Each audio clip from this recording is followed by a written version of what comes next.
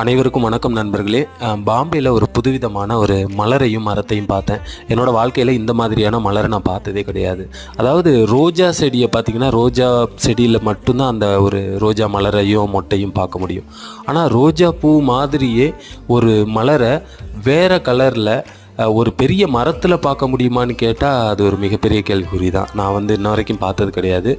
உங்களில் எத்தனை பேர் பார்த்துருக்கீங்கன்னு சொல்லிட்டு மறக்காமல் எனக்கு கமெண்ட் பண்ணுங்கள். ரொம்ப வித்தியாசமாக இருந்துச்சு. பூவாக இருக்கட்டும், மலராக இருக்கட்டும், அதோட மொட்டாக இருக்கட்டும், அந்த மரத்துக்கிட்ட நிற்கும் பொழுது ஒரு புதுவிதமான வாசனைகள் வந்துக்கிட்டே இருக்குது.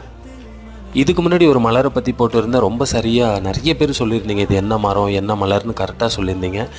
உங்களுக்கு யாராவதும் இந்த மலரை பற்றி தெரியுமா, இல்லை இந்த மலரோட பேர் தெரிஞ்சால் கூட மறக்காமல் கமெண்ட் பண்ணுங்கள். அனைவருக்கும் புத்தாண்டு தின நல்வாழ்த்துக்கள். இது போன்ற தினம் ஒரு தகவலை தெரிந்து கொள்ள மறக்காமல் என்னோடய சேனலை சப்ஸ்கிரைப் பண்ணுங்கள். நன்றி.